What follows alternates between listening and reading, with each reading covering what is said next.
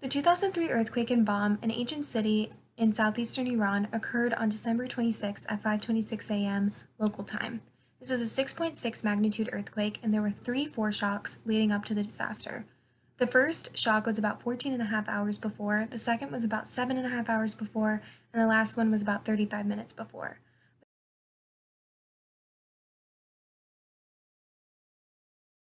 The ground on either side of the faults moved horizontally, resulting in a strike-slip fault. The earthquake also occurred because of the movement of the Arabian Plate against the Eurasian Plate. The human impacts of this earthquake were severe.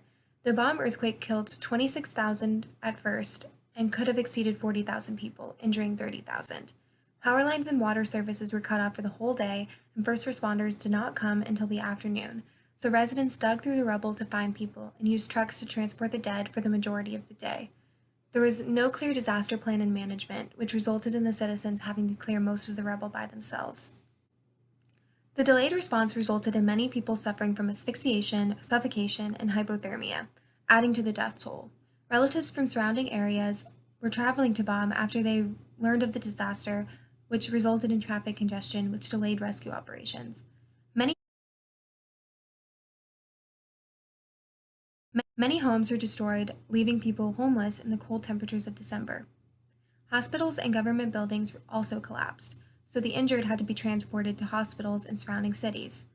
With 48% of the population under 20, this earthquake affected education because most schools were destroyed or severely damaged.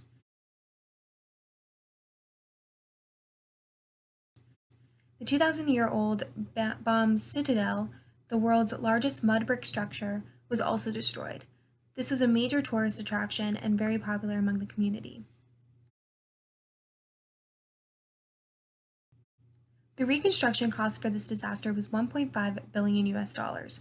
The economic losses included $53 million in agriculture, $30 million in tourism, $15.8 million in industrial loss, and $91.3 million in private business loss. 40 countries participated in sending aid to Iran, and the United States, or the United Nations, raised 7 million US dollars.